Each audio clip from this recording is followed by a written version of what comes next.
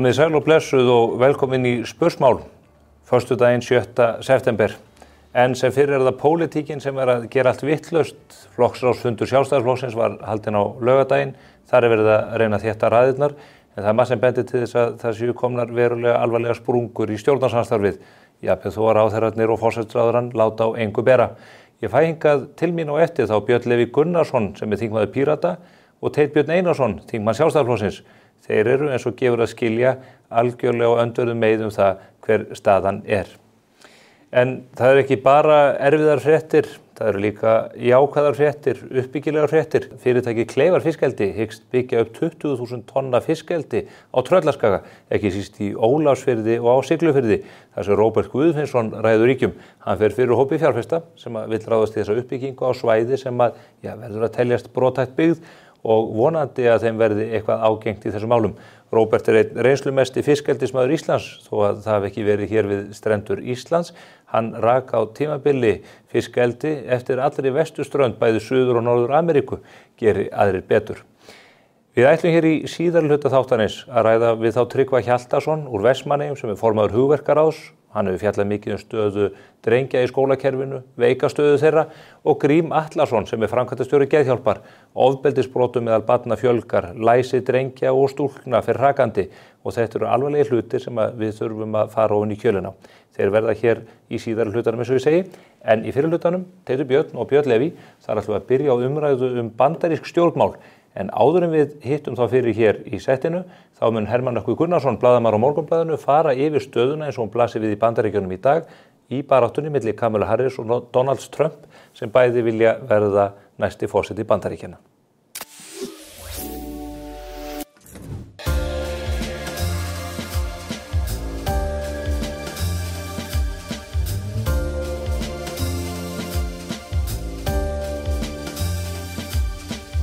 Herragarðurinn klæðir þig vel.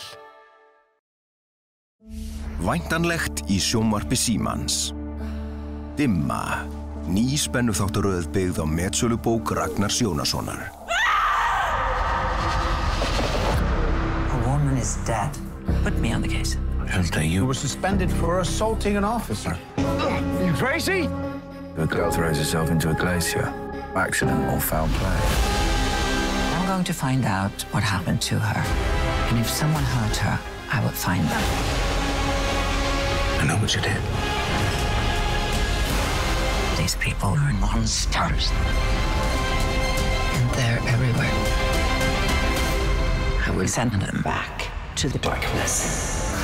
Dimma, hefst 12. september í sjónvarpi Símans.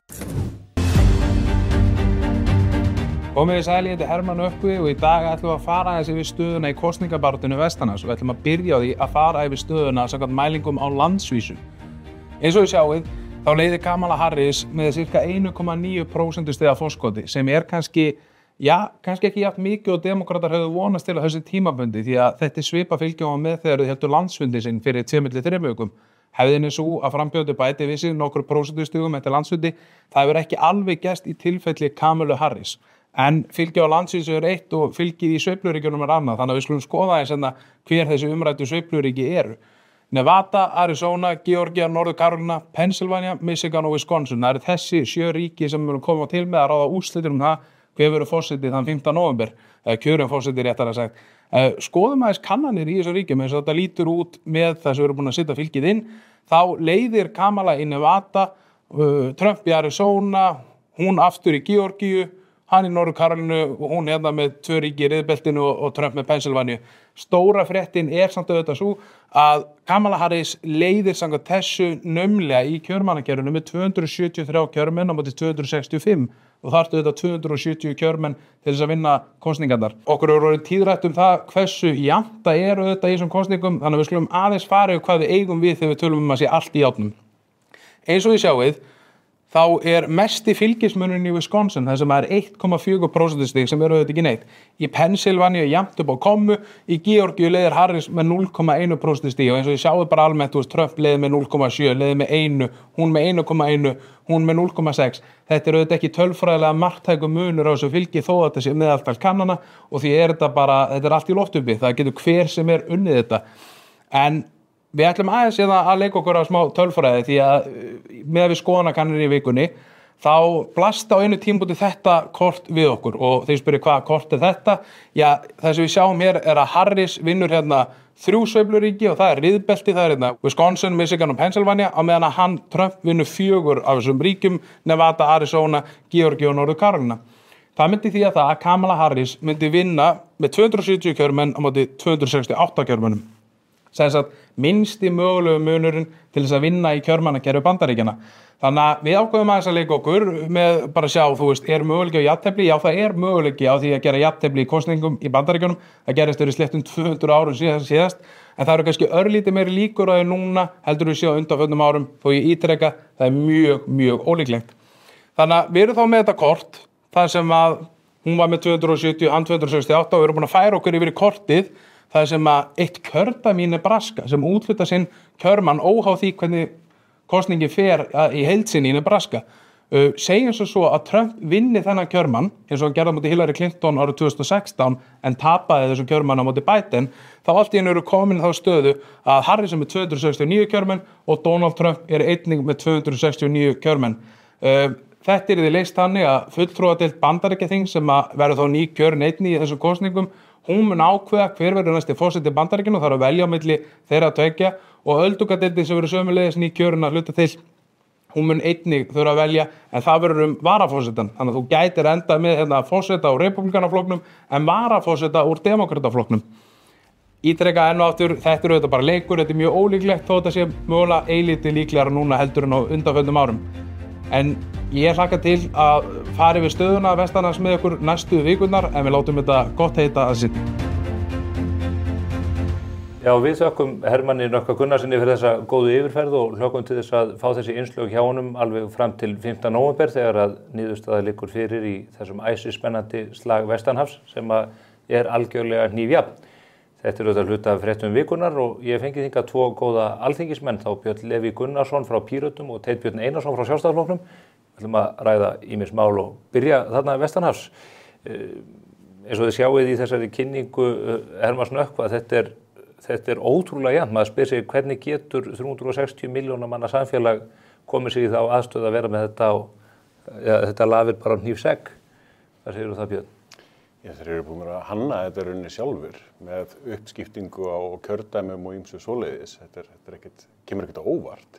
Þegar það er rauninni þó nokkur svona halli í heildarfjölda atkvæða, þá er búið að vera að sníða til kjördæmin til þess að vinna á móti því rauninni, til þess að ná þá meiri hluta kjörmanna í þessu kosningakerfi gegn meiri hluta atkvæða.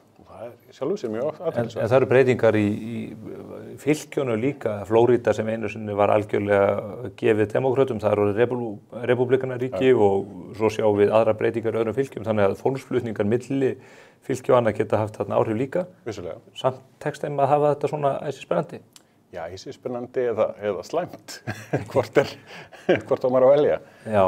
Mér finnst þetta ekki mjög jákvætt svona upp á lýðræðis svona niðurstöðu upp á það að gera. Að það búið að vera vandamál í Bandaríkjunum núna með hvernig kosningakerfið er sett upp. Það er búið til í rauninni á þeim tíma þar sem að það var ekki hægt að kannski vera með beinna lýðræði og það lifir ennþá. Það er áhugavert hversu lengi svona ákvarðanir gilda þrátt fyrir samfélagslega breytingar og tæknilega breytingar sem að myndu gera okkur kleift að haga þessu öðruvísi. Já, þeim tekst illa að breyta stjórnarskránni bara eins og okkur. Já.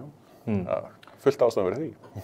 Þetta er áhugavert og það sem maður kannski horfir helst í þetta er svona ofboðslega jafnt og það séu örfá ríki sem við kannski skera úrslitum hvernig þetta fellur nákvæmlega eða þetta verður ennþá furðulegra og við sáum það hérna árið 2000 að það voru nökkrar í Flórída og það bjóð til alveg svakalega stjórnlega kreppu hjá þeim og við sáum það líka á síðustu kosningum að það var ekki allir á eitt sáttir þá niðurstöðu eða hvernig svo niðurstöða fékkst og frambjóðandinn sjálfur. Al Gore er ekki enn búin að viðurkenna úrslitin í Flórída árið 2000? Já, sko, Donald Trump var nú ekkert á því að láta af embætti þarna síðast. Þannig að það sem maður kannski óttast er að þetta verður svona ofboðslega jafnt að þar með verður það ekki endanlegi dómur, þá ber að koma lögfræðingarnir og það verður alls konar vesen og annars konar stjórnlaga krísa sem getur komið upp. Þeir eru með mjög svona, já, þeir eru búin að hanna þetta kosningakerfi með þessum hætti. En maður getur ekkert annað að segja að það séu ákveðnir veikleikar í því að þeir eru að takast á það, Bandaríkjamenn, hverju mega kjósa? Hvernig ber fólk sig að, sko? Þú ert að skrá þig á kjörskrá og hvað eru skilríki og svo framvegis sem að okkur þykir eiginlega svolítið framandi. Mjög. Og þessi svona rótering á umdæmum og kjördæmunum, sko, til þess að ná fram einhverjum pólitískri, einhverju niðurstöðu. En allt saman tekið þá verður þetta mjög spennandi kosningar og eru þegar orðnar mjög spennandi. Hvernig fer þetta, Björn? Ég held að Harris taki þetta þegar allt kemur til alls. Já. Hvernig, það bara alveg flókið sko að sjá það, en svona vindurinn daldið í seglinn þar. Þau snéruðu þetta algjörlega þegar að Biden vék af vettvangi? Ótrúlega hátt sko, sem betur fyrir gerðu það.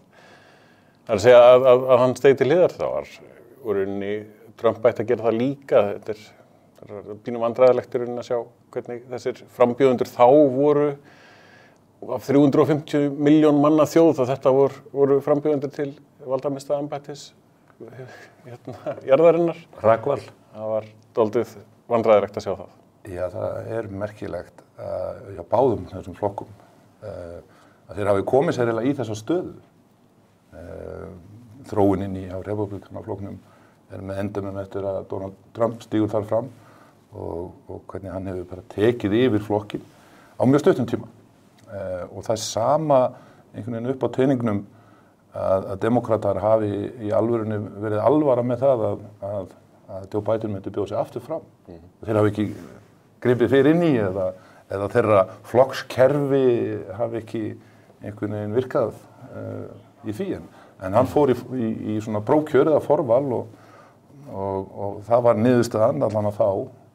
Þetta er mjög sérstakt að skipta honum bara út af einhvern veginn svona bara. Það var bara hallabylting í raun og veru? Já, já. Talandi flokka sem að koma sér í þessa stöðu eða aðra. Mér langar til að færa talið heim til Íslands. Þú ert þingmaður Sjálfstæðisflokksins. Þið voru að klára flokksráðsfund. Flokkurinn að mælast með minna fylgi í könnunum flestra kannunafyrirtækið allra sem langt undir því sem að ég veit að ykkur líður með og reyndar mun lægra heldur en nokkru sinni hefur mælst í sögu flokksins í 95 ár. Rétt. Hvernig komuð ykkur í þessa aðstöðu? Þetta held ég skýrist af því að ríkisstjórnar flokkarnir hafa verið miðslaðar hendur í ýmsum málum. Það orðið óljóst í huga almennings, leyfi mér að segja.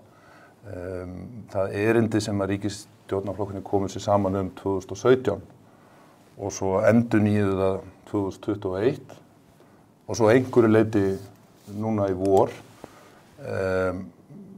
Þessi voruð ákall breytingar á þessu mjög sérkennilega, sögulega stjórnarsamstarfi frá hægri til vinstri og inn á miðjuna. Þið eru ekki þeirri skoðun að það eigi að breyta því? Sem var erindið sem að lagt var upp með 2017. Þetta held ég stór ástæða að bak við það. Þetta var rætt á flokksráðsfundinum, það voru hreinskiptar umræður og það svo staða sem teiknast upp. Svo því ekki að neita að Sjálfstæðisflokkurinn geldur fyrir það í huga almennings að við erum hér með mjög þráláta verðbólgu. Hún að koma niður en hægt þó. Þar af leiðandi hefur Seðlabankinn hækkað stýrivexti mjög svo í 9,25 og það bítur. Það hefur áhrif á heimilin og fólk og fyrirtækin og það einhvern veginn verið að senda held ég Sjálfstæðisflokknum gulaspjaldið að hann eigi að standa sig mjög betur í þessum efnum. Myndirðu ekki kalla þetta rauðaspjaldið? Það kemur endalegi dómurinn þetta svo í kosningum. En ég bara tek þannig til máls á þessum tímapunkti í stjórnarsamstarfinu. Þá held ég að þessar fylgistölu sem við erum að sjá í skoðanakönnunum eflaust margir sem að kusu Sjálfstæðisflokkinn síðast en eru óánægðir með þróunina, þá fyrst og fremst kannski í efnahagsmálum, eða skynja að það séu lausatök í ríkisfjármálum sem reyndar eru ekki, eða staðan þar ekki eins slæm og hefur verið máluð dökkum litum á vegginn. En það þetta umhverfi sem við erum að fást við. Við tökum þetta mjög alvarlega. Talandi gula spjaldið og það var það sem við vorum að ræða á flokksráðsfundinum. Erindið áfram að ná hér tökum á þessum efnahagsmálum. Þið eruð ekki að draga úr ríkisútgjöldum og þið eruð ekki að slíta stjórnarsamstarfinu og ef þetta eru þeir tveir þættir sem að kjósendur hafa áhyggjur af þá eruð ekki að leggja við hlustir. Við skulum sjá nú aðeins til fyrstilega varðandi ríkisútgjöldin. Hvað það sem að... Ég var að tvöfalda listamannalaun. Þið eruð að fara að skipta grasið á Laugardalsvelli. Það er bara endalaus listi af nýjum útgjöldum. Það eru fullt af verkefnum og það víða hægt að, og ég segi fyrir mitt leyti, það væri mjög held ég tímabært að fara í alvöru naflaskoðun á útgjöldum og þá ég ekki að tala bara einstakarn flatan niðurskurð, kannski einstakar milljónir að tína eitthvað sérstakt til á þess að vera að horfa á heildarsamhengi hlutana. Þá ég að nefna útgjaldareglu sem að ég held að sem nauðsynlegt að taka upp. Ég hef ekki verið ánægður með seinagang í fjármálaráðuneytinu og fara í endurmat útgjalda. Að velta fyrir sig hvað erum við að gera hér varðandi skólakerfið eða heilbrigðiskerfið, erum við að nýta peningana alla sem best og það eru þessir hlutir sem að skipta gríðarlega miklu máli.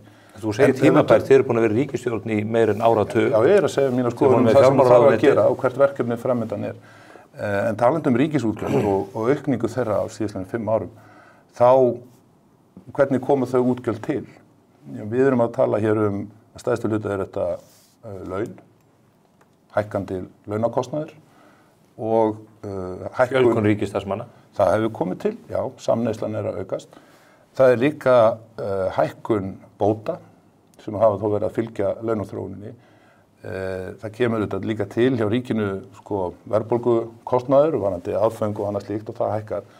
Þetta eru stóru tölur varðandi aukningu ríkisútgjalda. Ef menn fara í þetta alveg heiðarlega og skoða þetta og vilja komast í boss í málunum hvað að eiga sér stað hérna. Þessu frádregnu þá raunvöxtur útgjalda á mann til dæmis ekkert sérstaklega mikill. En þá þarf að bæta inn í myndina hér hefur orðið gríðarleg fólksfjölgun í landinu undanfarin ár. Það er líka orðið gríðarleg verðmætasköpun og miklu meiri skattheikjur en þið bjuggumst við og samt það safna 20 milljarða í skuldir á ári hverju. Algjörlega rétt. En þetta stóra myndin og ég segi fyrir mitt leyti og ég held að þingflokkur Sjálfstæðismanna sé alveg einhugað það og forystan. Efnahagsmál og ríkisfjármál eru verkefni þessa vetrar. Björn, við erum hérna með fyrir aftan okkur tölurnar sem að Sjálfstæðisflokkurinn fékk upp úr hattinum hjá maskínu. Þú myndir væntanlega halda þig fram að þetta sé sönnun þess að draumar geti ræst? Nei, mér finnst það eins og hátala fyrir það. Nei, staða stjórnmálin eru mjög áhugaverð, hefur verið það undanfarin rúman áratugurinn frá því eftir hrunið, þegar það fór aðeins að jafna sig, að stjórnmálin eru keyrt dálítið áfram á persónulegu fylgi. Áður en þessi ríkisstjórn tók við og þá vildi stór hluti, meiri hluti þjóðarinnar sjá Katrínu sem forsætisráðherra, miklu færri heldur en að kusu flokkin hennar. Þannig að það var persónulegt fylgi í rauninni, persónulegt traust sem að gat búið til einhvers konar tiltrú til stjórnmálana, eitthvað slegis. Og það má kannski segja sem slíkt að þó að formaður Sjálfstæðisflokksins mátti sig ítrekka að því að það ekki flest atkvæði, að þá er hann líka sá stjórnmálamaður sem að flestir í rauninni veita mótatkvæði, ef það væri hægt allavega með skoðanakannir. Þannig að Katrín gerði kannski dálítið þau fá ekki eins mörg mótatkvæði, þó þau fá kannski eins mörg meðatkvæði. Þú ert á að vísa í kannanir vantraust í hans. Já, með 5% sem að vilja sjá hann sem forsætisráðherra og hann forsætisráðherra dálítið vandræðalegt.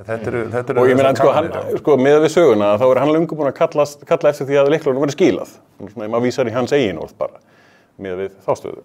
En þessi svona, það áhugavert að sjá að sko fylgi í rauninni við sjálfstæðisflokkinn var, svona kjósendur sjálfstæðisflokksins voru svona honum vilhollari og meðan Katrín var forsætisráðherra heldur en þegar að sjálfstæðisflokkurinn með forsætisráðherra.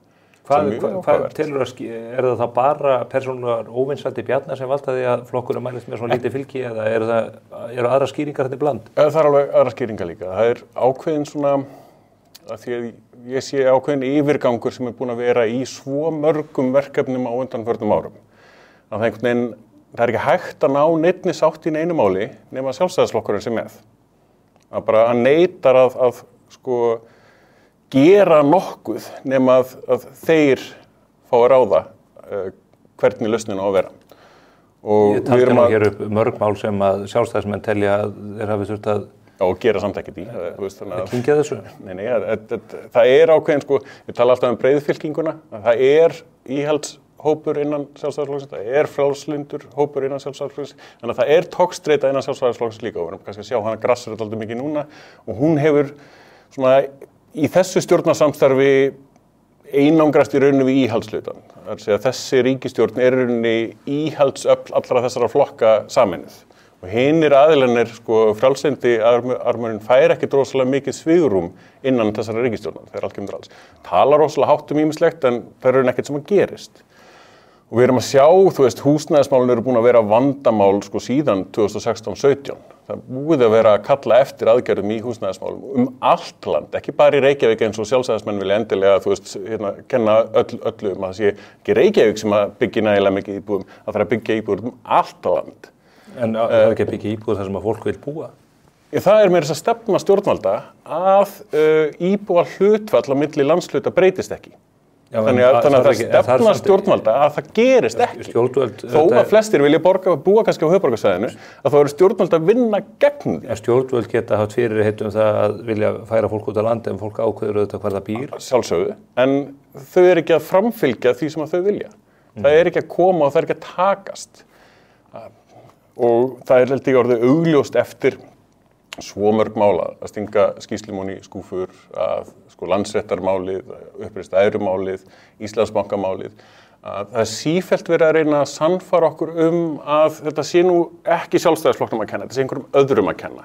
Þetta var bankasýslun að kenna, þetta var, þú veist, ráðuneyturinn að kenna, þetta var stofnunum að kenna, þetta var stjórnarandstöður að kenna meira segja einhverjum undarlegum ástæðum, en aldrei sjálfstæðisflokknum að kenna. Og það er bara komið dálítið, þeir eru búið að segja sömu svona vísuna það oft að það hættir fólk að trúa henni, skiljanlega. Ég sé að Teitur Björn er farin að yða í sæti sínu. Já, ég hef bara mjög gaman að einhverjum boðalengingum hjá ef ykkur finnst þetta ekki augljóst og þá er það ákveðið vandamál. Það er bara gott og vel en hefur bara í sjálfsög enga merkingu eða ekkert vægi í mínum huga.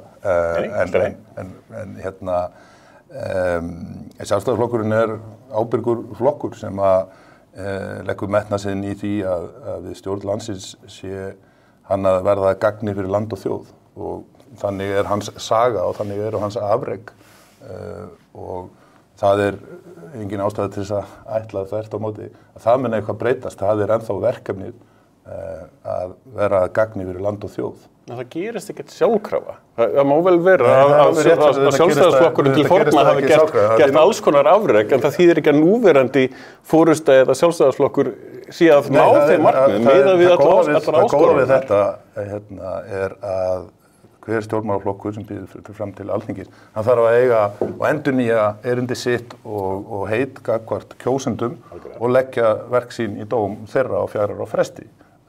Stundum oftar. Já, og þannig er nú bara takturinn í stjórnmálum og það er ekkert að breytast og allt gott það að blessa. Að þegar komið hér inn á húsnæðismál, setjum þetta aðeins í samhengi, það er búið að byggja alveg gríðarlega mikið á húsnæði. Undanfarna árum, það er búið að byggja alveg gríðarlega mikið. Ekki nóg. En svo ekki nóg. Seðlabankastjóri, hann segir nú nýlega að allir þeir sem að hamri geta valdið, að þeir eru með hamar og eru að byggja.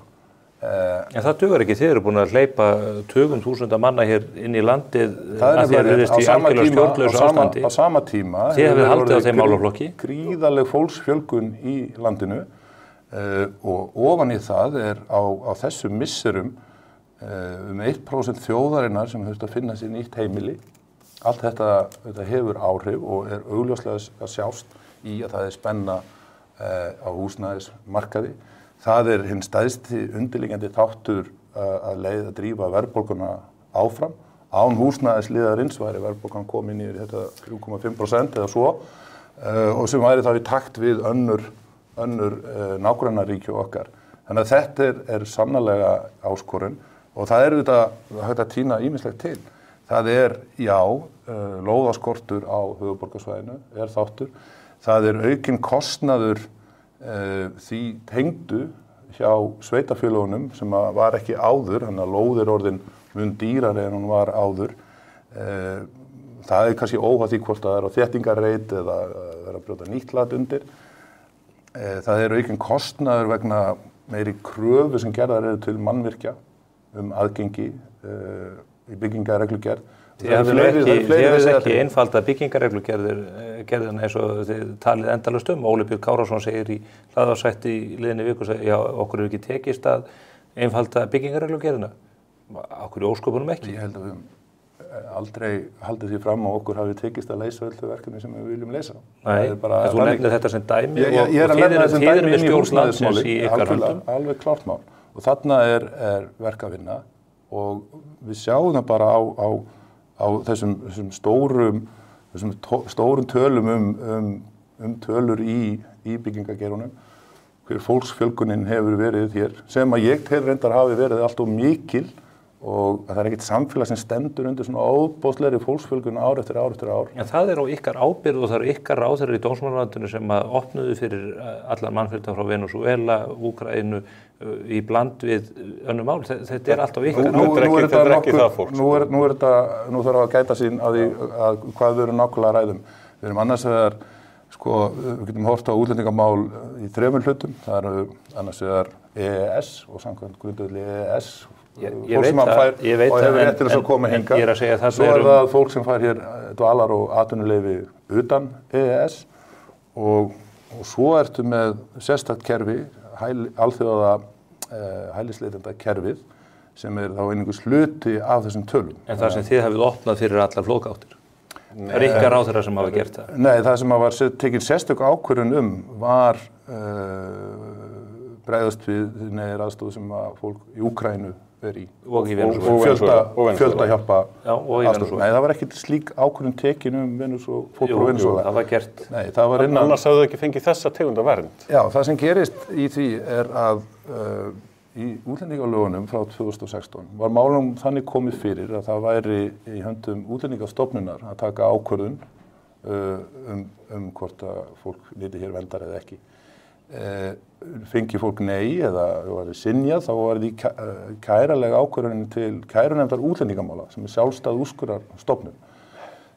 Af þessu leiðir að það ekki inngrip ráðherra eða ákvörðun ráðherra sem ræður því hvaða stöðu fólk hefur fengið til að mynda frá Venesúela. Það staðan. Það kærunefnd sem á ykkar ábyrgð, skipið af ykkar? Hún á ábyrgð stjórnvalda. Hún á ábyrgð löggjafans af því það starfað innan ramma lagana.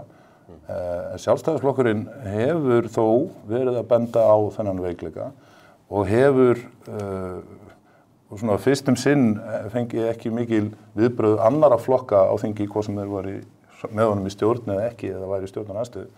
Fyrr en nú undanfarin misseri að í tvígang í fyrra og núna í vor hefur Alþingi gert breytingar á útlendingalöggjöfinni sem að við erum þegar að sjá töluvert umskipti í þessum málaflokki. Umsóknum að fækka. Það úrræði stjórnvalda til þess að framfylgja lögunum, brottvísa þeim sem ekki hafa heimild til þess að dvelja og fleira í þessum dúr. Björn, stóra spurningin sem að margir velta fyrir sér hvort að þetta stjórnarsamstarf lifi, það verður skipt eða settur formaður, kjörinn formaður yfir VG núna á haustdögum. Sjálfstæðisflokkurinn reyndar ekki með sinn landsfund fyrir í febrúar en margir spá því að Bjarni sé á förum. Heldur að við munum fá kosningar einfallega haustið 2015? 2025? 2015? Já, líka þá. Drífum okkur því, ekkert mál. Nei, ég held að þetta spilist nokkurn veginn svona út af, svona bara mín ágiskun, að það kemur nýr formaður Vinstri grænna, hann þarf einhvern veginn að svona marka sér svona olnbogarými. Þetta ekki, hans ríkisstjórn, hann bara að klára verkefnið, leggja væntanlega til að kjósa í vor. Bjarni verður, segir ekkert rosalega mikið fyrir hann tekur sjálfur ákvörðun hvort það hann ætla að halda áfram eða ekki, sem verður líklega bara það verður ekki nýjársávarpinu eða eitthvað því líkt, klassískt séð. Og svo sem sagt kosinn formaður, nýr formaður Sjálfstæðisflokksins þá í febrúar. Sá formaður hefur engan áhuga á að hans ríkisstjórn og lifa einhvern veginn yfir sumariðin í hálskostningar tilgangslaust og það bara mjög fínt að endurstilla kostningarithman inn á vorið aftur. Það er ekki hárrétt mat hjá honum? Það allir ráðherrarnir hjá ykkur farnir að bjóða konur í formannsframboð þó að formaðurinn sé ekki búin að tjá sig endanlega um það hvort hann ætla að hætta. Það er þetta að segja stöðuna framundan og hvað gerist á næsta ári að það getur ímyndilegt gerst. Og það er eiginlega ótvífabært að vera eitthvað að úttala sig flest þau atriði sem hér hafa verið nefnd. Ég hef engan áhuga á að gerast einhver svona álitsgjafi aðra stjórnmálaflokka og hvernig þeirra innra starf eða sálatettur. Hefurðu trú á því að ríkisstjórnin lifi það af að Svandís Svavarsdóttir taki við sem formaður VG?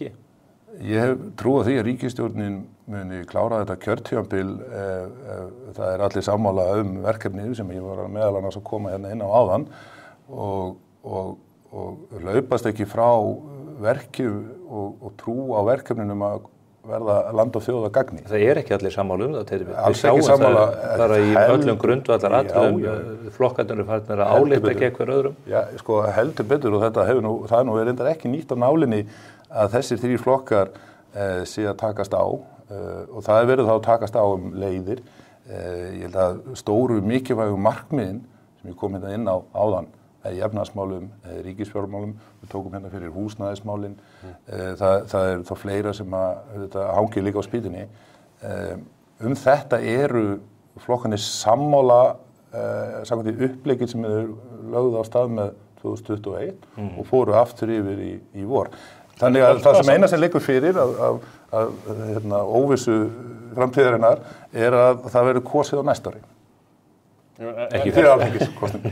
Er það samt? Ég meina að Sjálfstæðisflokkurinn segir það, þetta er tímalaust, eru stóru málin þarna í húsnæðismálum og efnahagsmálum í sem sagt auknum álögum á fólk vegna vaxta og verðbólgu á lán og leigu, stóru málin, aðkallinda málin eru þar.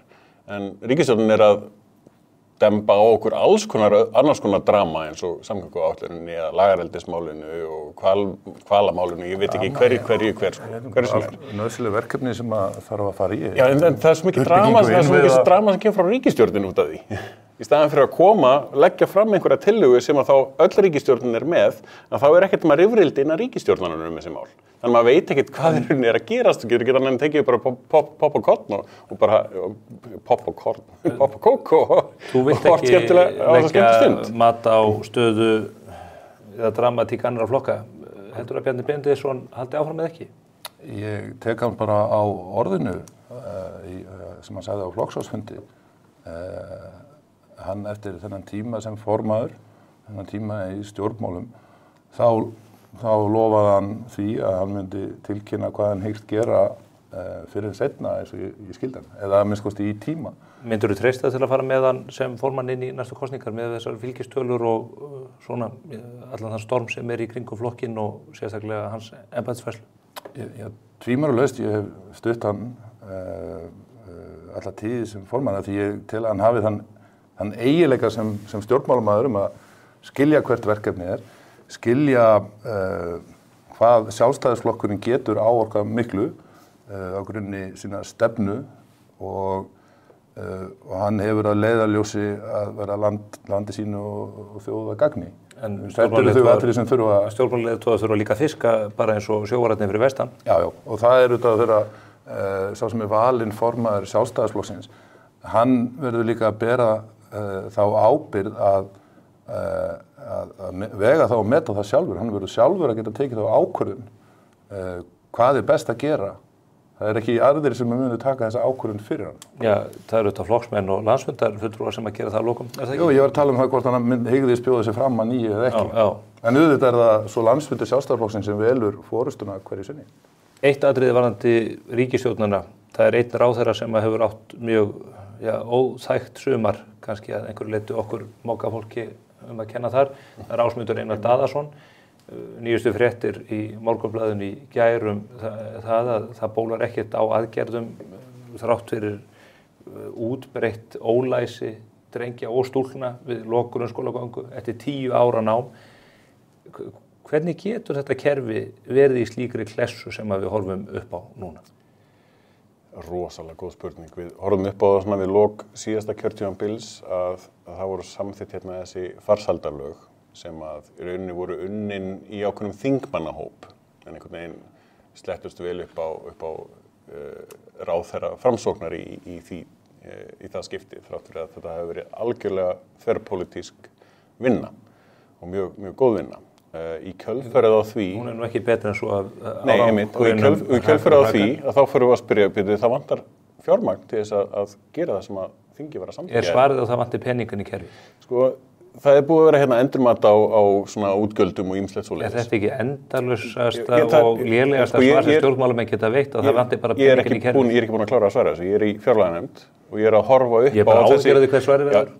Þá hefur rangt fyrir þér. Ég ætla að reyna að sanna það fyrir þér. Það eru 2-3 verkefni í gangi endurmat útgjalda og við erum búin að vera lengi. Og við erum búin að vera svona kalla þess eftir því inn í fjárlaganefnd, svona hver eru niðurstöðunar? Og við fáum það ekki. Og ég held ástæðan fyrir því sé einfallega svo að það er ekki nægilegt í rauninni það fjármagn sem til er algjörlega fullnýtt og það eru samt biðlistar og ýmislegt svoleiðis. En er það rétt nýtt? Það er síðan alltaf önnur spurning og nú er þetta stjórnvöld hafa ekki getað svarað því. Þau finna ekki, þau segja þetta sífellt. Við verðum að finna betri notkun á opinberu fé, segja þetta alltaf, það gerist aldrei. Það er held ég að þau finna það ekki. Menntamálaráðherra áttu að láta ykkur hafa skýrslu 2022 stöðu skólana.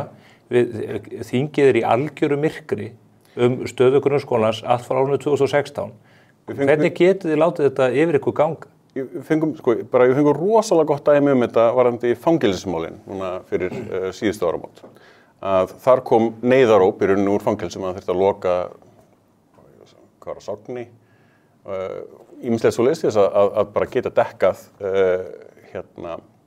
svona fjárheimildirnar. Og þá spyr ég í fjárlaganefnd, erum við að ná að uppfylla þau lög sem að Alþingi setti? Og fangelsismálastjóri svarar einfaldlega nei. Og ég spyr, af hverju, við erum að fá fjárheimild sem að þið segið það sé nægilega mikil rauninni til þess að dekka lögbundin verkefni. Og þau segja nei. Og þá spyr ég á móti, alltaf leið, getum við fengið mat það hvað það myndi kosta mati fangelsismálastofnunar að uppfylla þau lög sem hafa verið sett. Og það munaði 300 milljón krónum og aðalega til þess að fylla í stöðugildi. Af því að það vantar fólk til þess að sinna vöktum þegar verið til þess í heimsóknartímum og ýmislegt svoleiðis. Þannig að það er ekki... Þetta er ekki að ræða tæknilegar útfærslunni í fangelsismálakerfinu, það er annað kerfi. Þetta er sama einkenni í öllum málaflokkum sem við skoðum. En Teitur, þið erum með löggjafarvaldið, þið hafið fjárveitingavaldið í gegnum þingið. Hvernig geta ráðherrar komist upp með það, ár eftir ár, að skila ekki upplýsingum sem að lögum er skilt til þingsins? Þið sitið bara og hallið ykkur aftur, það er ekki fyrir mokkinn, gerir allt vitlaust að þetta kemur upp á yfirborðið. Já, nei, þetta er alvarleg brot á lögum. Og hvað á að gera í því? Ég meina þarna hefur ráðherranum augljóslega bara verið mjög mislagar hendur og maður ætlast til þess að hann bæti þó minnst úr eða af einhverjar skýringar. Það fram, við verum að ræða stöðu grunnskólans. Það voru löngu tímabær umræða af því að ég held að þetta snúist ekki endilega að honum vanti meira fé eða það er þessi skólabygging eða eitthvað annað. Það er kerfislæg vandi sem við þurfum að geta tekist á Einhverju leyti er þetta mjög fræðileg umræða sem er mjög merkilegt að sjá og fagna mjög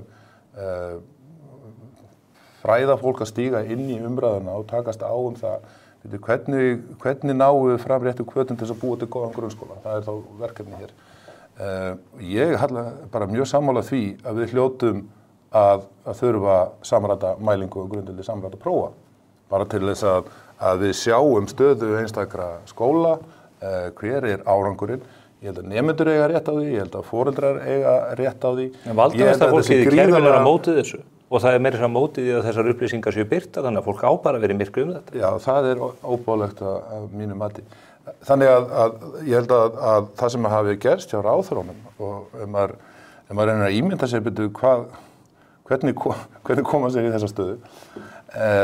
Björn nefndir hérna velsældarlögin.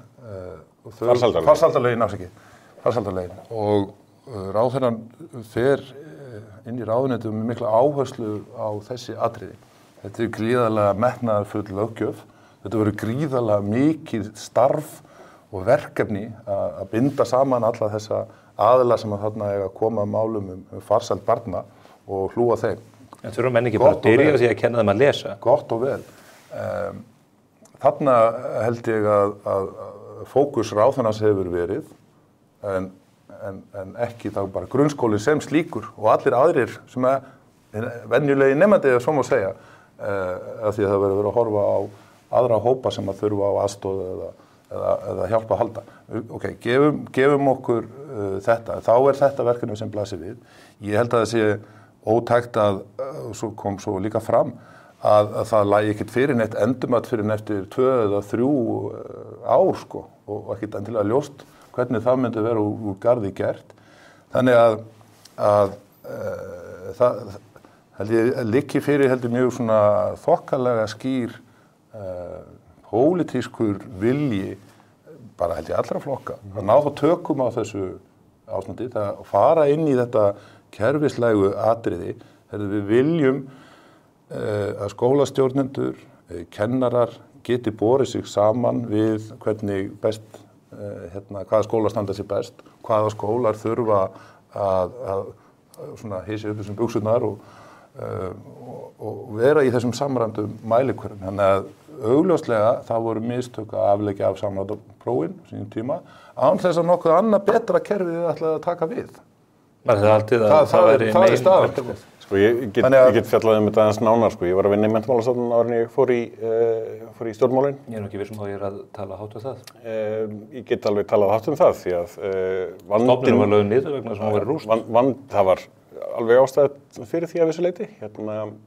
Vandinn sem vorum að glíma við þar að það átti að taka upp ákveðið námsmat og það átti að sem sagt veita skólum svona leiðbeiningu, ráðuneyti bara ákveðin ábyrgð á þessu fræðis. Og í 6 ár gerðist ekki neitt. Ekki neitt. Skólanir æftu á hjálp. Af hverju gerðist ekki neitt?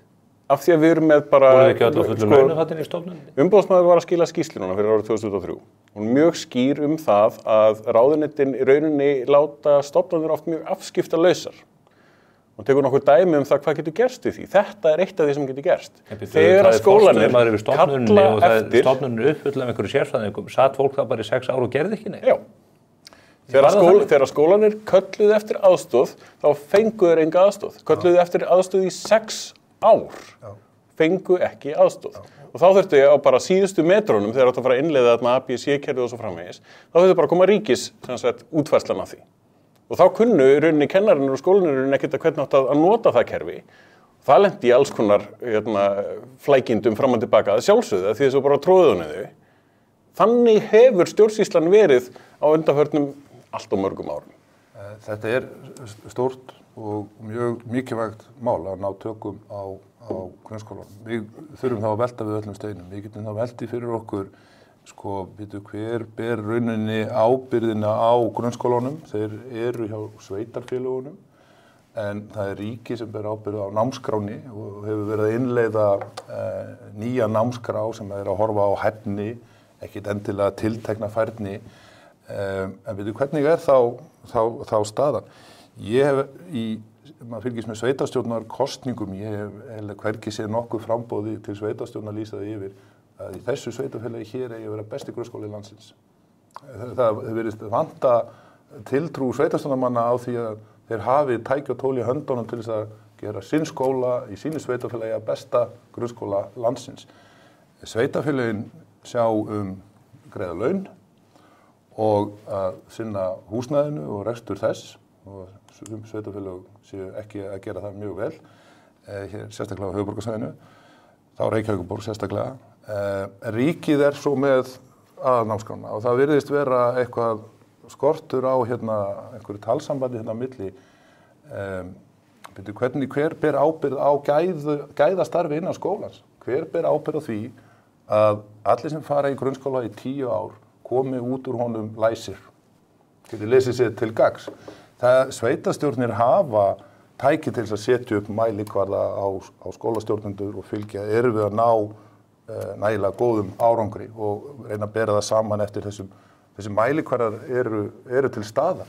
En þetta hefur einhvern veginn legið niðri og þessari stöðu allir þarf að bregðast. Það er ljóst að sveitarstjórnar þurfa að bregðast við og þið þurfið ekki báðir að sveitarfélög. Það var að kenna þeirrum Nei, ég ætla að taka það fram að það þýðir ekki bara að benda fingur á einn tiltekinn. Það er ríkið, það er Alþingi sem að samþykkir það að þetta sé stefnan. Hún á að sveitarfélögin fá það verkefni, gjöra svo vel, svo þeim ekki veitt nein aðstoð til þess að fara í það breytingar. Ekkert fjármagn til þess að vinna upp sérþekkingu. Ekki ágætt að menn að gera hlutina sjálfir, þegar ríkisstofnanir sitja 6 ár og gera ekki neitt? Það var hugmyndafræðin, en þegar að það allir fastir í því bara, þeir eru í 100% starfi að sinna kennslu og nemendum. Ég var að koma úr bekk í morgun sem að kennari núna með 26 nemendur. Það ekki sjálfbært. Það annað atriði sem að tína hér til. Það fullt atriði sem að tína til, en það ríkisvaldið sem að setja þessa stefnu gera sveitarfélögunum upp það að framkvæma þá stefnu og sveitarfélögin spyrja, hvað áttu við?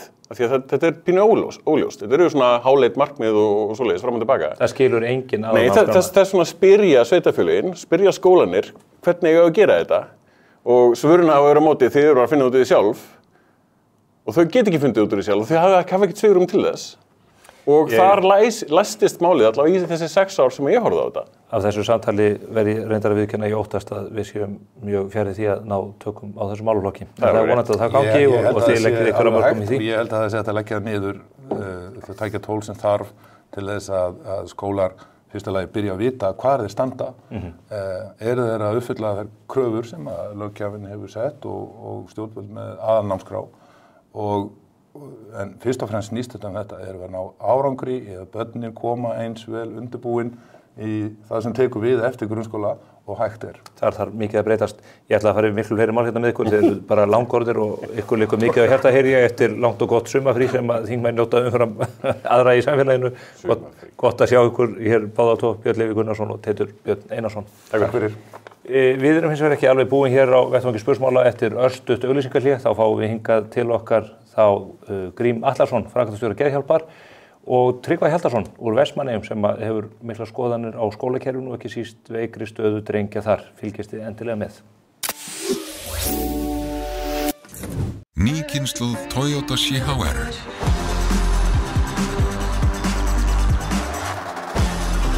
Hver lína skiptir máli. Toyota, förum lengra.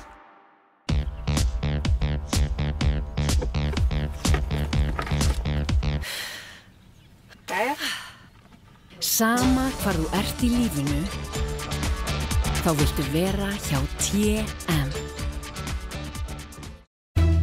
Bónusréttur mánaðarins gómsættur spagetti bolognese einstaklingsréttur. Bónus með þér í liði. EQE SUV nær 9 hæðum með rafmögnuðum luxus og allt að 550 km drægni. Askja Krókhálsi. Það ekki ofsögum sagt að það hafi borist alvarlegar og vondar fréttir til okkar síðustu daga og vikur af stöðu ungmenna á Íslandi. Þegar fréttin náðu hápunkti í morði sem var framið í miðbænum þar sem drengur beitti hníf gegn öðrum ungmennum. Það virðist vera eins og að eitthvað einkennilegt sé að gerast í íslensku samfélagi. Börnunum okkar líður ekki nægilega vel.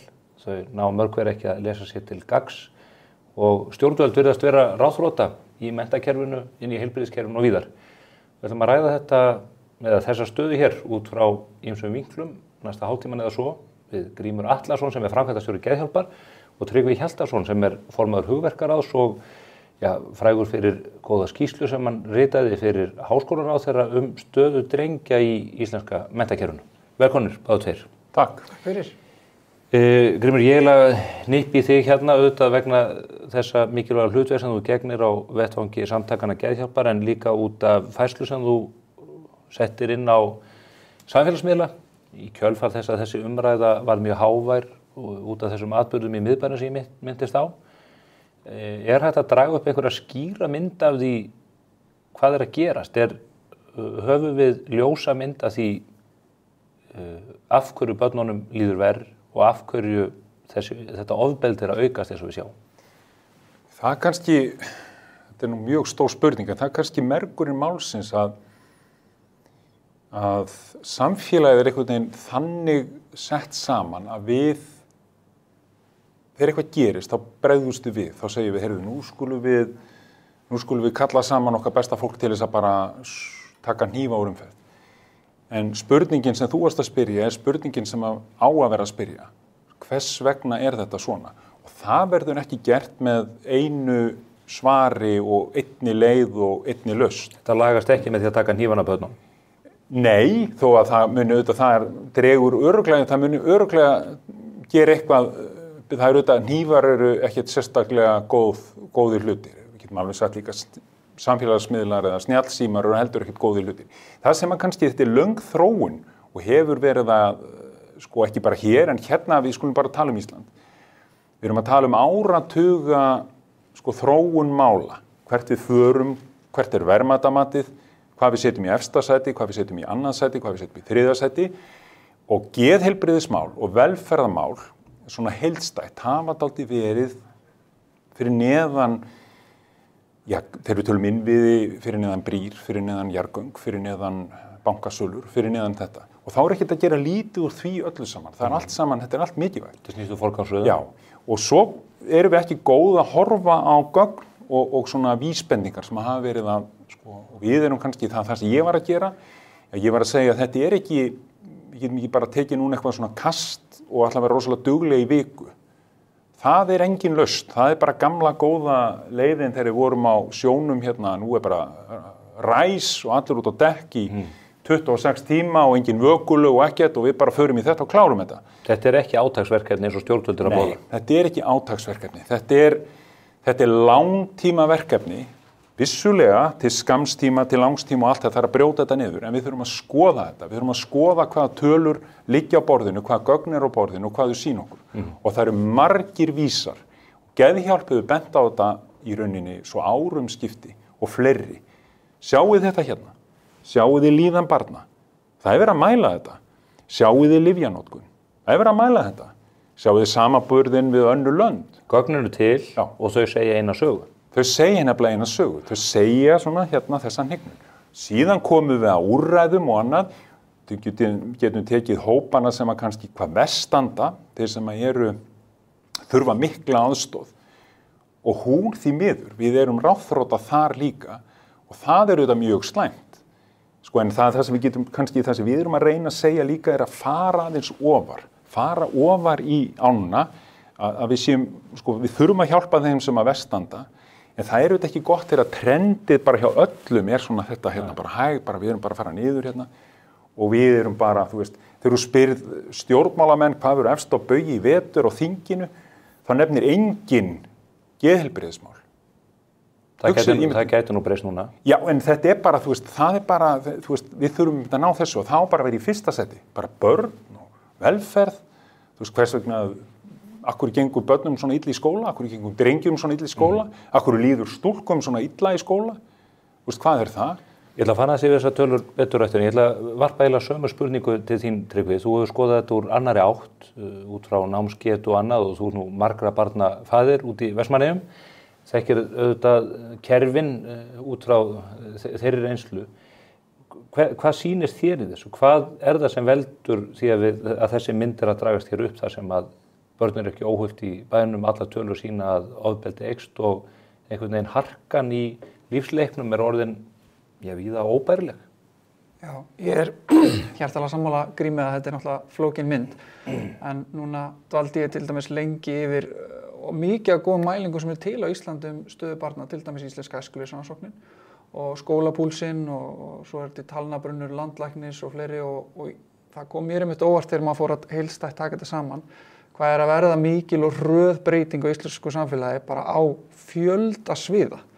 Og ég held að sé svo margt sem kemur inn í þetta. Ef við tökum stelpurnar sem dæmi, þá eins og Grímur segir, það alveg bara hrun í líðan stúlkna.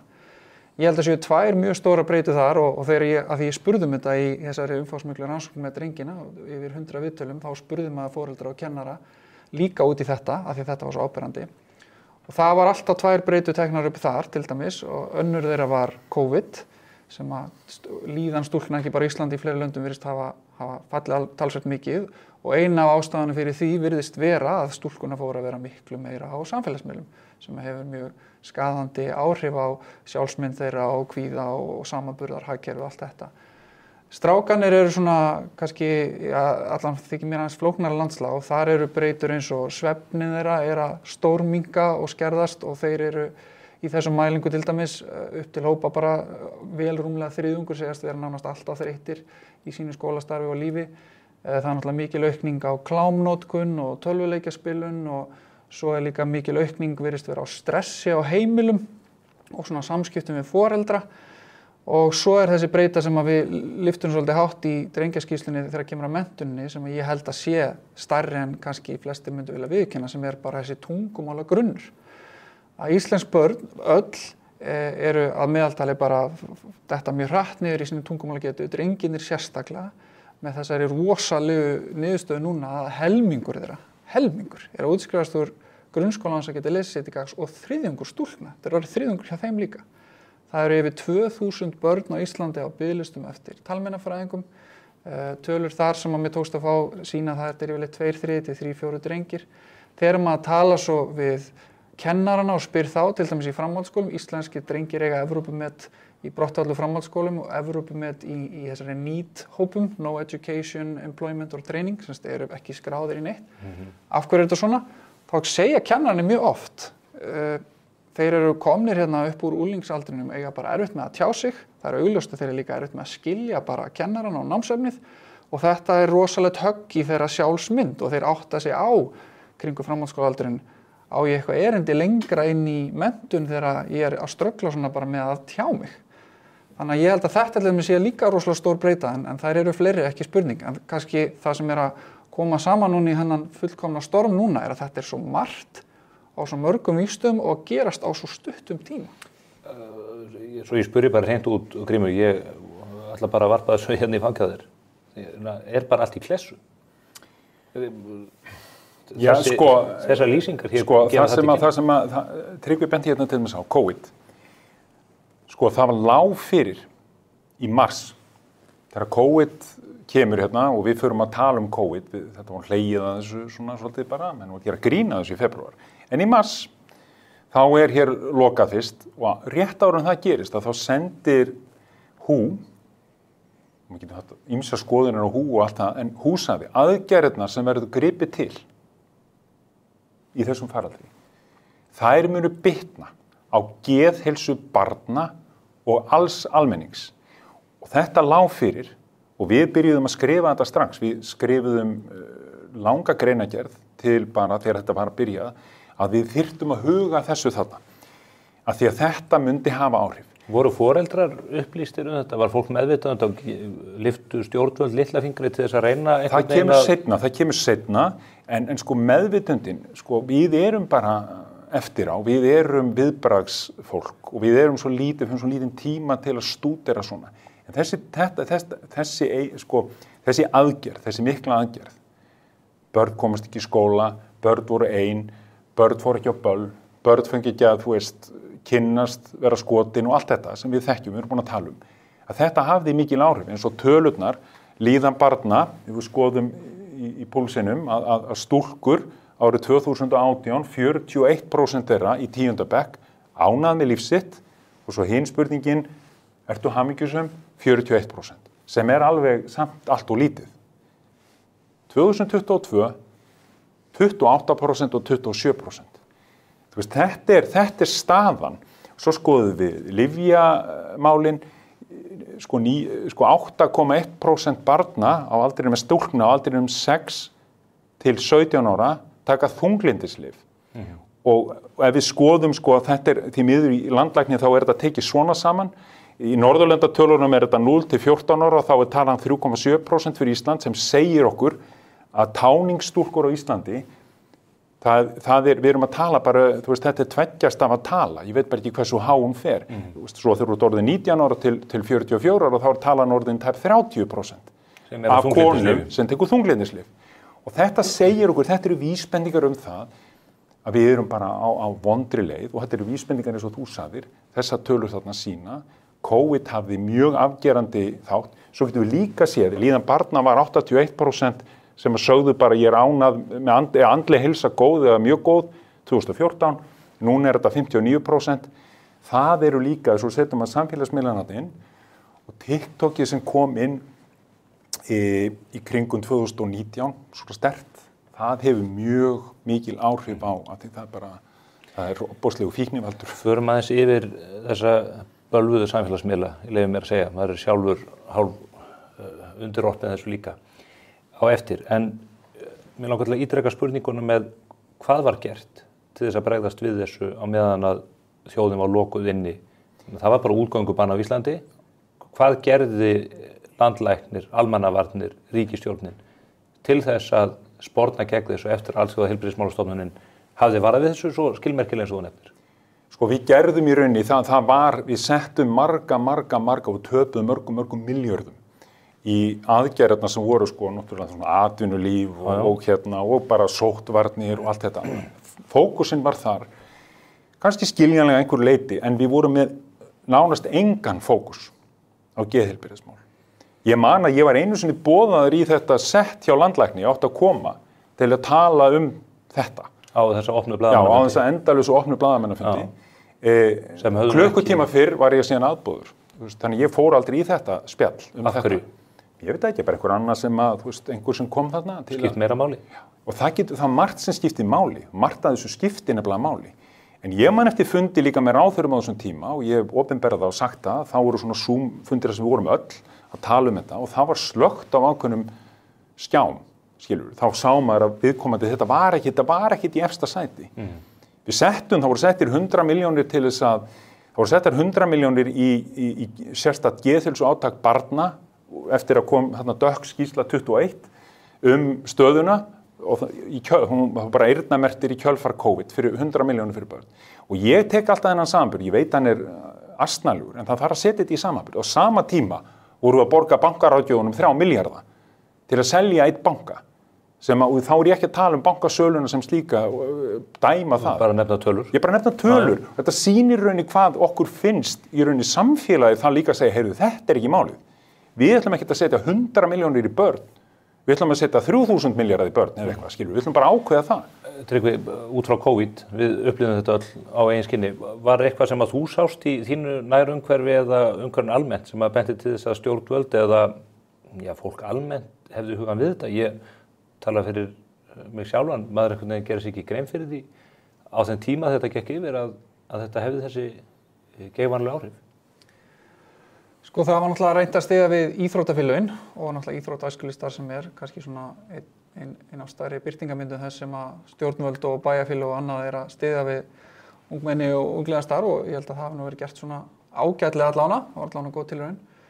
Ég tók nú bara sjálfur eftir að þegar maður fór að ræða, ég bý í Vestmannaeyjum, að þegar maður fór að ræða við fólk og ég var að starfa fyrir fyrirtæki í borginni að það hafði rosa áhrif á geðheilsu fjölskyldunar, til dæmis bara bjóstu í lítilli íbúð eða varstu í stóru einbýlishúsi sem allir gátu haft sitt pláss og þá fór að koma svona breytur einmitt sem allt í einu fór að upplifa bara svona ákveðna stéttaskiptingu í sko eftir bara hvernig varstu staddur, bjóstu í borg í lítilli íbúð eða út á landi í stóru einbýlishúsi og sem að mér fannst mjög áhugavert að svona hlutir sem að kannski fólk almennt sér ekkert að tengja mikið við geðheilsuna sína fór allt í einu að vera rosa stórt atriði og komst út í náttúru og annað og ég meina bjóstu einn eða bjóstu með einhverjum. Ég man að mér þótti fróðlegt þegar þetta það er svona að vera að slaka svo aftur tilbaka og þá var ég að spurja kennarana og hérna í bæði grunnskólum og framhaldsskólum í Vestmannaeyjum hvort það var einhver munur á börnunum og þau sögðu að þau var öll svona miklu kurteisari og svona meira tilbaka og hlédrægari og svona einn skólastjórinn orðað þannig að þau bera þess merki að þau eru búin að vera lengi núna með foreldrum sínum. Þetta er svolítið svona góð kjörnun á ástandinu en ég er sammála Grími, við þurfum bara sem samfélag öll og þarna bera foreldrar, tel ég líka, mikla ábyrgð, ekki bara stjórnvöld, að hérna þegar sérstaklega við sjáum á það og ég er svo kostnaðurinn hafa verið langmest borin af börnum og úlingsaldri á þessum árum. Það sem að þessi mótunar ár eru. En lesturinn sem við nú verið að skoða, það er nú merkilegt vísindastarf og tilraunaverkefni í gangi í Vestmannaeyjum. Börn í Vestmannaeyjum eru læsari heldur en börn annars staðar á landinu og þú nú reynda komið að öðru læsisverkefni í Kópavogi sem að sýna mikinn árangur. Þetta er þetta algjörlega óásættanlegt að 40% drengja geta ekki lesið sér til gagns við lok grunnskóla og þriðjungur stúlkna. Ég meina, það hlýtur að vera hægt að koma þessu í eitthvað horf. Þetta var ekki svona. Nei. Eru þetta foreldrarnir sem ber ábyrgð á þessu eða eru þetta skólayfirvöld? Ég held að þetta sé blanda af mörgu. Já, ég held að foreldrarnir beri mikla ábyrgð en líka skólayfirvöld og bara þessi samfélagsbreyting er náttúrulega og maður verður að faktora hann inn í að það er allt öðruvísi svona dópamín áreiti á meðal barn í dag sem að kemst kannski bara 5, 6, 7 árin í spjaldtölvu og er örfunni bara stanslaus og velun fyrir hvert skref að ætla að setja þannig barn niður að lesa bók 7, 8 ára hérna er ekki það sama held ég eins og að gera það við barn fyrir 25 árin sem var ekki búin að gangi gegnum svona hormóna örfun á heilanum sínum í nokkur ár sko og þarna bera foreldrarnir fyrst og fremst ábyrgð held ég. Skjátíma notkun er faraldur. Já, það má alveg segja það. Ég meina það er ekki bara í umferðinu, okkur er bannað að aka með síman framan í okkur eðlilega en maður sér þetta út allt, jafnvel í íþróttahúsum þar sem er mikið í gangi, þar eru börn með síman á sér og þau eru ekki sest í kvild áður en þau opna síma og spjaldtölvur og foreldrarnir sem ættu að vera að fylgjast með æfingunum eru, já vonandi að lesa nbl.is eða eru í símanum en kannski að gera eitthvað annað. Ég held að þarna er alveg rétt. Foreldrar bera ábyrgð, mikla ábyrgð og bara við öll. Þetta er, við erum okkur í tandemi þegar eitthvað gerist þá segir hvað ætlað þú að gera?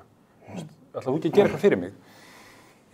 En það þarf auðvitað líka að leiða. Það þarf einhver svona að leiða, hvar er forgangurinn? Hvar er hann hérna? Þetta er bara svona nú eru hér forsætisráðherra farin að nota íþrótta liðið, hvað gera þjálfa eitthvað svona og það má svo sem alveg gera það en allavega það þarf einhver að leiða og það er það sem að kannski við þurfum einhver svona setji mál á dagskrá og segi þetta erum við að fara að gera Hvað vilt þú setja?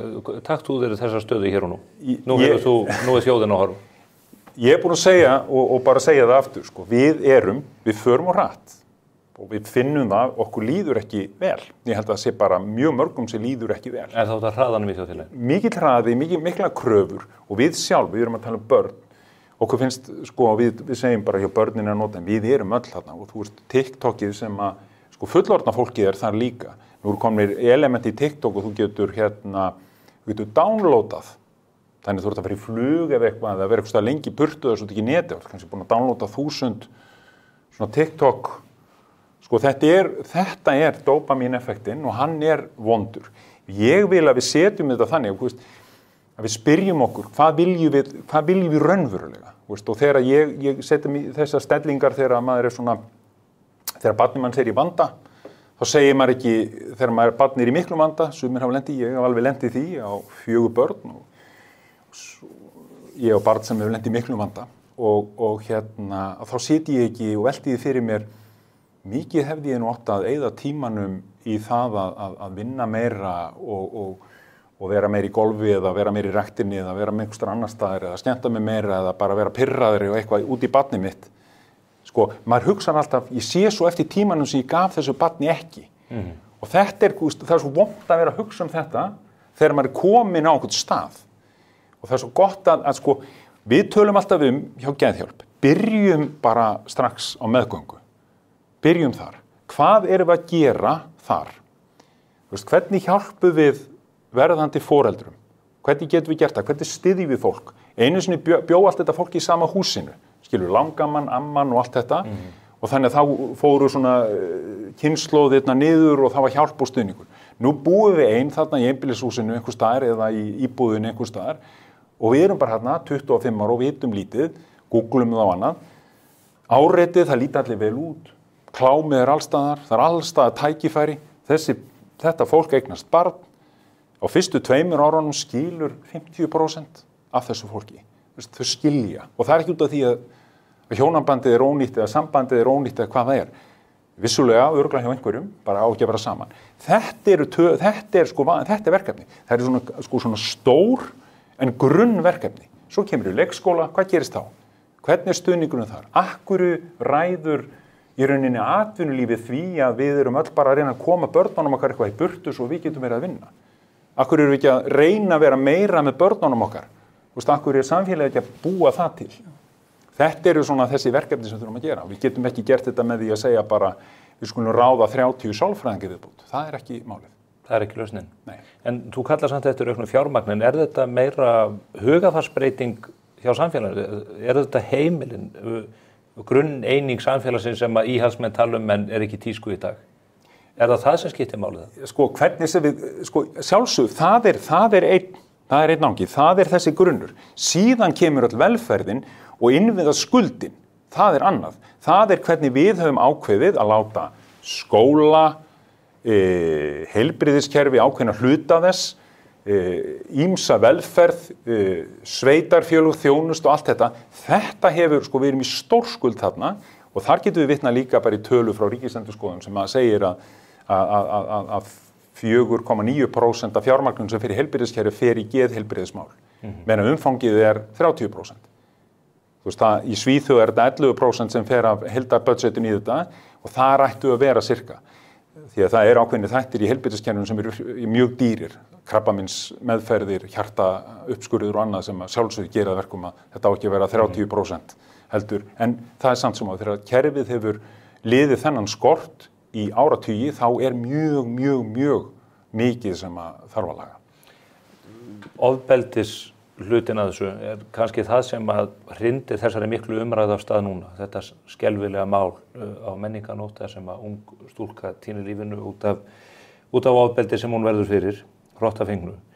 Ég skoðaði tölfræði hér í nýrri skýrslu frá Stjórnarráðinu sem var gefin út núna fyrir sumar ofbeldi meðal barna. Árið 2018 eru tilkynningar ofbeldisbrot sem börn fremja 542, þetta eru orðin 1072 árið 2023 og þetta er í línulegum vexti ár eftir ár eftir ár.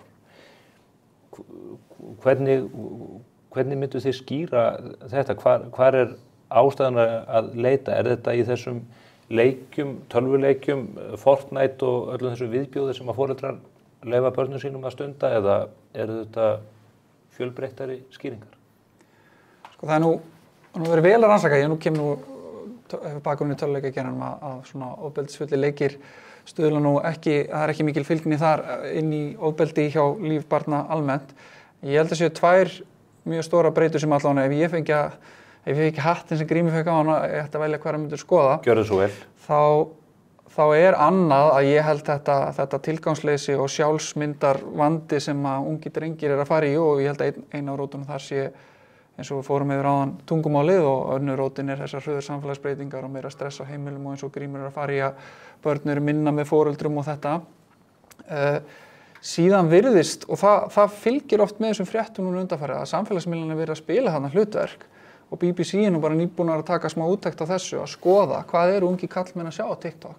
Það eru hnífaárásir og ofbeldisárásir og jafnvel trend sem hefur verið að hvetja fólk í einhvers konar drive-by árásir eitthvað svoleiðis og svo póstar og fara like, þannig að það er líka bara komin mjög furðulegt hvatakerfi fyrir ungt fólk í dag að jafnvel að fara í einhver svona áhættuhegðun sem að þessir algoritmar eru jafnvel að ýta undir. Þetta er náttúrulega ótrúlega furðuleg stað að vera í. TikTok er stýrt af kínverskum stjórnvöldum. Það er fullyrt að efnið sem að börn á Vesturlöndum sjái og séu matreita sé allt annars konar efni heldur en börnin í Kína. Er ástæða fyrir okkur út frá þjóðaröryggi og þá er ég að tala um það í víðum skilningi orðs að stíga það skref sem Bandaríkjamenn hafa vett fyrir sér að banna þetta bara? Ég fylgst mikið með þeirri umræðu og ég er mikið áhuga sem ég þekki einstaklinga í þessum geira í Bandaríkjunum sem hafa nú bara verið að smíða þessa algoritma og þeir hafa allir fullyrt og sumir hafa nú bara gert það opinberlega. Það var nú bara fræg heimildamynd á Netflix það að þessir algoritmar eru svo sannarlega ekki smíðaðir með það fyrir augum sko hvað er best fyrir barnið og hvernig lyftum við því upp. Þeir eru smíðaðir með fyrir augum sko hvað fær fólk til að vera sem lengst og horfa þá á sem flestar auglýsingar. Þetta er náttúrulega bara neysluvörur fyrirtækjanna. Og þessi samanburður við kínverska TikTok er náttúrulega ótrúlegur. Það er nú bara til vídeo af þessu sem er verið að fara hlið við hlið og með kínverskt barn sér bara ætla þú ekki að vera geimfari og þú veist á meðan bandarísk börn sjá bara þú ert ljót nema og fá þér brjóstastækkanir eða ætlar ekki að fara út og sína á sitt kallmað með því að fá þér Lamborghini bíl og það snýst allt einhverju svona neyslu og samanburð og glansmyndir og já. Þannig að auðvitað hefur þetta. Eitt er hvort að stjórnvöld taki ákvörðun eins og þessa, þetta er ritskoðun í einhverju mynd eða augljósri mynd. Foreldrar, hvaða ráð gefur þú, Grímur, foreldrum sem eru að láta börnin sín hafa snjalltæki í fyrsta skipti á að hleypa börnum inn í þennan búnað?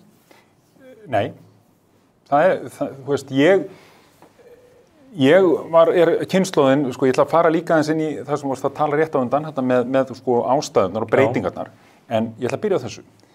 Þegar ég er krakki, ég er náttúrulega eldri en þið báðir og Það var langt í internetið til þegar þú Já, og þá bara, þú veist, þá reyktu við bara sígarettur, það var bara þannig og ég er náttúrulega kemur þannig bakgrunni, við oft talað það, ég er svona barn, ég er áhættubarn, ég kemur brotin í fjölskyldu og fer í mína leið, mína dökku leið og einhvern veginn fór í megin, ekki hinum megin, að sígarettur urðu þarna allt í einu, nú reykjum við ekki meir.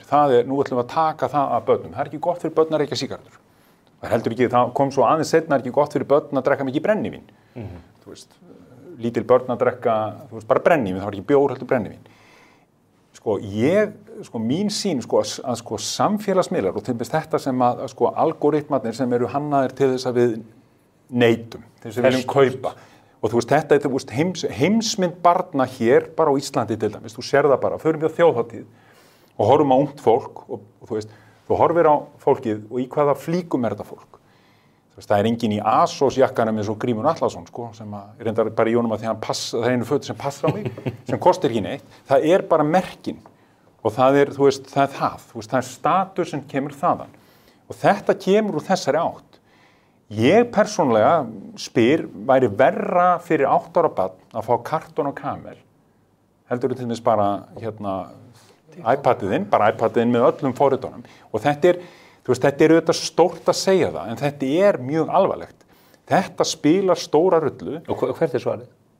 Já, fyrir mig, náttúrulega ekki, það er ekki geðhjálp að tala hérna. Það er ekki vísindamaðurinn Grímur Atlason með 30.000 greinar skrifaðar sem ég er ekki. Kamel, bara allan daginn. Ég held að ekki filterslausan samt. Jú, ég held að það sé bara fínt. Þá líka mikla líkur á því að maður kannski hætti því líka, maður sé ekki að fara í þetta, en ég, þá er ég ekki að tala neina fíkniefnanotkun, ég er bara að tala hætturnar. Við höfum farið svo mikið í þetta, við höfum tekið út fyrir svig alls konar efni og þau séu miklu hættulegur en önnur og það hefur oft verið mjög rangt. Varðandi þetta sem hún sagðir áðan með breytinguna og þú varst að benda á það í rauninni, það sem gerist þarna, þetta eru sömu tölurnar. Ofbeldi eykst þarna í rauninni 100%.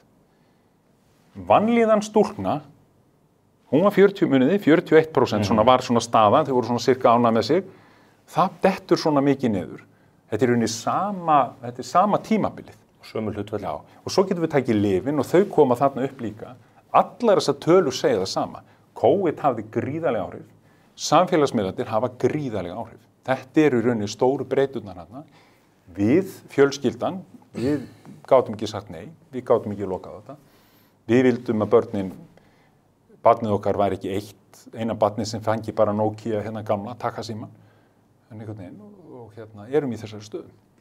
Ef ég má bæta þetta, af því þú vísar í, ég er nú svona bjartsýnis maður að eðlisfari og við Íslandingar höfum fundið módel sem allan hefur virkað áður fyrr.